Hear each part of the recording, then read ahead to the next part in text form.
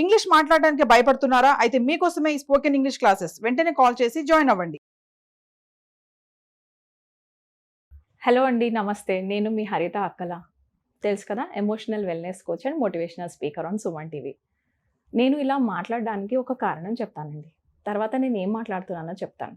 ఈ ఈ వీకెండ్ మనం చేయబోయే అండర్‌స్టాండ్ యువర్ ఎమోషన్స్ అనే వెబినార్‌కి అటెండ్ అవ్వడానికి నేను ఈ వీడియో చేస్తున్నాను. ఎందుకు మీరు ఆ వెబినార్ అటెండ్ అవ్వాలో ముందు నేను చెప్తాను. తర్వాత అటెండ్ అవ్వాలో లేదో డిసైడ్ చేసుకునేది మీ బాధ్యత. ఒక 2 ఇయర్స్ బ్యాక్ నా బ్యాంక్ బ్యాలెన్స్ 8,000 అండి. Yes, seriously. నా బ్యాంక్ అకౌంట్ బ్యాలెన్స్ 8,000. ఒక కైండ్ ఆఫ్ క్రష్ అంటారు కదా, ఏదన్నా శాండ్విచ్ అయిపోయిన లైఫ్ లాంటిది ఉండేది. అంటే ఫ్యామిలీ డిస్టర్బెన్సెస్, ఫినాన్షియల్ లాసెస్, ఏది నేను వర్త్ లేదు అన్న ఫీలింగ్ క్రాస్ అవ్వటము, ఊరికే కోప్పడటం, చిరాకు పడటం, లేకపోతే ఇక్కడ నుంచి నేను వెళ్ళిపోవాలి అని ఇరిటేట్ అవ్వటం, that kind of a person అనమాట. లైఫ్లో ఎప్పుడు అలా ఉండేదాన్ని కాదు. కానీ ఆ పర్టిక్యులర్ పీరియడ్లో ఒక 2-3 మంత్స్ చాలా లో పీరియడ్కి వెళ్ళిపోయింది నా లైఫ్. ఆ 2-3 మంత్స్లో నేను చాలా ఆలోచించాను. అసలు మనకంటూ ఒక వర్త్ ఉందా? నేను ఆల్రెడీ చిన్నప్పటి నుంచి చదువుకున్నానండి. మీకు ముందు నుంచే చెప్తున్నాను కదా, నేను ఒక ఇంజనీరింగ్ డిగ్రీ హోల్డర్ని. నేను ఇంజనీరింగ్ చేశాను, 2010లోనే అయిపోయింది. ఓకే, నెక్స్ట్ మాస్టర్స్ డిగ్రీ చేశాను VLSI సిస్టమ్స్ డిజైన్లోని. తర్వాత PhD చేయాలా అన్న కాన్సెప్ట్ దగ్గరికి వెళ్తున్నప్పుడు అప్పటికే నాకు పెళ్ళై 2 పిల్లలు, ఒక బాబు పుట్టేశాడు. బాబు పుట్టినప్పుడు ఆ మదర్ కింద బాబు కోసం నేను తిరిగి వెనక్కి వచ్చి B.Ed చేశానండి. ఎందుకంటే బాబుని వదలలేకపోయాను.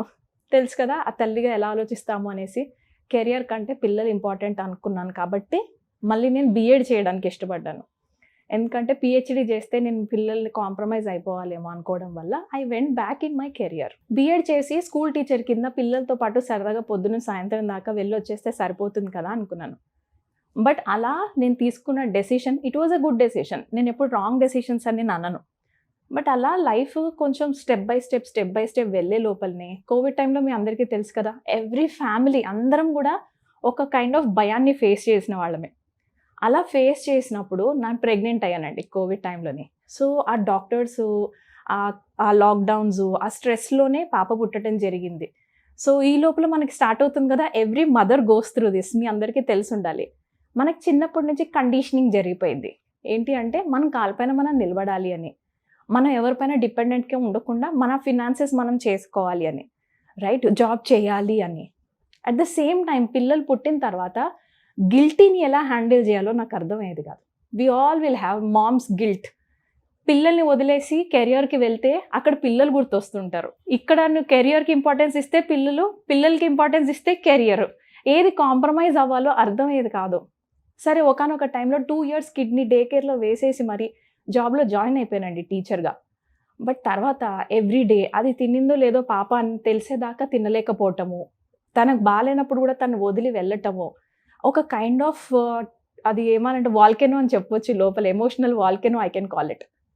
అప్పుడు వచ్చిందండి నాలో కోపం. ఆ కోపాన్ని బుక్స్ పైన పెట్టాను. అప్పటి వరకు కూడా కోపం రాగానే ఇమ్మీడియట్గా అందరి మీద అరిసేయటం, నీకు అన్నీ బాగుంటాయి, నీలో యాంగర్ మేనేజ్మెంట్ స్కిల్స్ లేవు, దానివల్ల నీ రిలేషన్షిప్స్ అన్నీ స్పాయిల్ చేసుకుంటున్నావు అనే టైటిల్స్ వినబడేసరికి ఏం మాట్లాడాలో ఏం మాట్లాడద్దో కూడా అర్థం కాని స్టేజ్లో ఒకానొక టైంలో షట్ డౌన్ పర్సన్ అయిపోయాను. ఇంకా మాట్లాడడం వేస్ట్ ఇంకా. బట్ ఆ సైలెన్స్ నుంచి వచ్చిందండి ఈ లైఫ్ కోచ్. ఆ సైలెన్స్ టైంలో ఒక్కటే ఆలోచన ఏంటంటే, ఈ లైఫ్ ఇలా మాత్రం ఎండ్ అవ్వకూడదు. స్ట్రెస్ పెరిగిపోయింది. ఒకరోజు వంటగదిలో వంట చేస్తూ డామ్మని పడిపోయాను. ఆ రోజు నాకు అనిపించింది, ఎవరైనా శవపేటికలో మనల్ని పడేస్తే ఎలా ఉంటుంది suffocation. You can't breath, right, oxygen రాదు మనకి. You will feel like coming out of it, కానీ రాలేం. అలా అనిపించింది నాకు. అప్పుడు అర్థమైంది ఏంటి అంటే, నాకే తెలియకుండా నేనే కొన్ని అటాచ్మెంట్స్లోకి వెళ్ళిపోయాను. ఆ అటాచ్మెంట్స్ నుంచి స్టెప్ బై స్టెప్, ప్రాబ్లం తర్వాత ప్రాబ్లం ఒక్కొక్కటిగా నేను దాటుకుంటూ వెళ్ళాలి అని అర్థమైనప్పుడు తిరిగి మళ్ళీ నా లైఫ్ని స్టార్ట్ చేశాను. ఇది నవంబర్ 2022లో జరిగిందండి. ఆ పడిపోయినప్పుడు నాకు ఇంకెవరు గుర్తుకు రాలేదు, 2 పిల్లలు తప్ప. అప్పుడు నేను బయటకు వచ్చిన తర్వాత ఇమ్మీడియట్గా ఫస్ట్ డాక్టర్ దగ్గరికి వెళ్ళి నాకు ఏం జరుగుతుంది, అసలు నాకు ఎందుకు ఇంత హెల్త్ ఇష్యూస్ వస్తున్నాయి అని చెక్ చేసుకుంటే సిస్ట్ ఉండటము, ఇంకా లోపల చాలా ఉన్నాయి. సర్జరీ అయింది రీసెంట్గా పాప పుట్టినప్పుడు. అవన్నీ ఎఫెక్ట్ అనమాట. అసలు బాడీకి సర్జరీస్ నుంచి రీకవర్ అయ్యే టైమే ఇవ్వలేదు. Because in the mind I was condition for the career, for making money. ఇది ఎప్పుడైతే నాకు అర్థమైందో కొంచెం కామ్ డౌన్ చేసుకున్నాను. 2 years పాటు మనీ వచ్చినా రాకపోయినా నో ప్రాబ్లం, బట్ ఫస్ట్ నా లోపల ఏం జరుగుతుంది, ఊరికే కోపం ఎందుకు వస్తుంది, లేదా నాకు కావాల్సినవి అన్నీ ఉన్నాయి కూడా ఇంకా నాకు ఏదో లేదు అని నేను ఎందుకు బాధపడుతున్నాను అని చెక్ చేసుకోవాలనిపించేది. అప్పుడు మా హస్బెండ్ని 2 years టైం అడిగాను. ఈ 2 yearsలో నాకు టైం ఇవ్వండి, నేను చూస్తాను, అసలు చెక్ చేసుకుంటాను అసలు ఏం జరుగుతుంది, మన లైఫ్ ఇంకా బెటర్గా ఎలా అవ్వగలదు అని.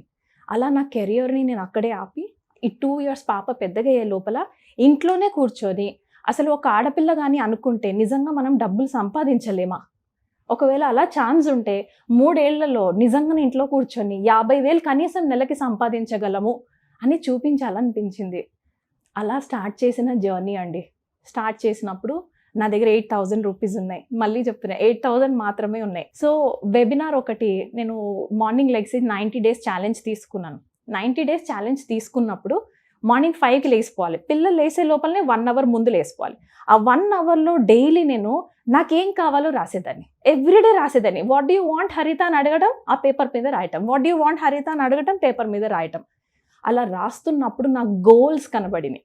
నీ దగ్గర ఏముంది స్కిల్, నీకెందుకు వేరే వాళ్ళు 50,000 పే చేయాలి అన్నప్పుడు speaking skills, teaching skills, listening skills రాశాను. బట్ మనందరిలో లోపల ఇంపోస్టర్ సిండ్రోమ్ ఉంటుంది. సో ఆ సిండ్రోమ్ నన్ను, ఈ స్కిల్స్ అందరికీ ఉన్నాయి కదా, నువ్వు పెద్ద స్పెషల్ అనిపించేది. But still trust your self. స్లోగా స్టెప్ బై స్టెప్ రోజు లేసి దేవుడికి లెటర్ రాసేదాన్ని అండి. బికాస్ ఈజ్ మై ఫ్రెండ్ అని ఫీల్ అవుతుంటాను. లెటర్స్ రాసే కొద్దీ ఐ అబ్జర్వ్డ్ 35 days తర్వాత సమ్హౌ నేను రాసిన లెటర్స్ ఎలా రాస్తున్నానో అలాంటి మనుషులు నాకు కలవటం మొదలుపెట్టారు. నేను అది చూసి నాకే వింతగా అనిపించేది. బట్ స్టిల్ ఒకవేళ నిజంగా ఆయన వింటున్నాడు అంటే why not stop it, let's go ahead. అలా స్టార్ట్ చేశానండి. అలా వెళ్తూ ఉంటే ఒకరోజు 40th day ఛాలెంజ్కి ఎర్లీ మార్నింగ్ లేసి, బాబా సెండ్ మీ అ టీచర్, గాడ్ని బాబా అంటాను, send me a teacher, female teacher అని చెప్పాను. అది కూడా ఎవరైతే ఇంట్లోనే ఉండి రెస్పెక్ట్ తెచ్చుకోగలరో, ఇంట్లోనే ఉండి వర్క్ ఫ్రమ్ హోమ్ చేసుకుంటూ ఇన్కమ్ సంపాదించగలరో, ఆ ఇన్కమ్ నుంచి ఫ్యామిలీ బ్యాలెన్స్ కూడా రావాలి, at the same time service అవ్వాలి, మనకి అంటూ వర్త్ పెరగాలి, మన ద్వారా నలుగురికి ఉపయోగపడాలి. ఇలా కొన్ని రోజు ఒక్కొక్క పాయింట్ రాసుకుంటుండేదాన్ని. 7 days తర్వాత ట్రస్ట్ మీ గైస్, సడన్గా నేను వంట చేస్తూ సుమన్ టీవీ వింటాం నా హ్యాబిట్ అని ఇప్పుడు మీ అందరికీ తెలుసు కదా. సో అప్పటికి కూడా వింటూ ఉండేదాన్ని. సడన్గా ఈ వీడియో వెళ్ళిపోయి ఒక అడ్వర్టైజ్మెంట్ స్టార్ట్ అయింది. ఇట్ వాస్ ఫ్రమ్ పూజా పునీత్. తను అది మాట్లాడుతూ ఉంటే I was like so shocked. ఎందుకంటే 7 days నుంచి నేను ఏదైతే రాసుకుంటూ వచ్చానో morning, sentence by sentence, word by word, ఆవిడ ఆ వెబినార్కి రండి అని పిలుస్తూ అడ్వర్టైజ్మెంట్లో మాట్లాడింది. సో నాకు ఇలా ఎలా జరుగుతుంది, ఇంత ఈక్వల్గా మ్యాచ్ ఎలా అవ్వగలదు, వర్డ్ బై వర్డ్ ఎలా మాట్లాడుతోంది. So let me check out, maybe నేను అడిగిన టీచర్ ఈమెనేమో, గాడ్ ఒకవేళ పంపించాడు ఏంజల్స్ అంటే మనం గుర్తుపట్టలేకపోవడం మన ప్రాబ్లం.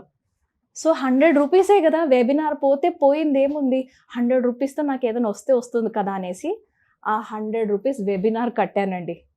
ఆ వెబినార్ నా లైఫ్ని ఎంత చేంజ్ చేసిందో నేను మీకు చెప్పలేను.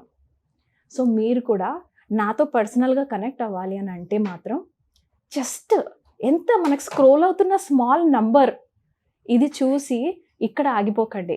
అక్కడికి వెళ్ళిన తర్వాత మన వెబినార్లో మీకేం నచ్చుతున్నాయో అందులోంచి మీరు రాసుకోండి. ఎప్పుడైతే రాసుకుంటామో ఆ పర్సనాలిటీ మనం తయారవుతాం. So see you in my వెబినార్ని మిస్ అవ్వకండి. Thank you so much.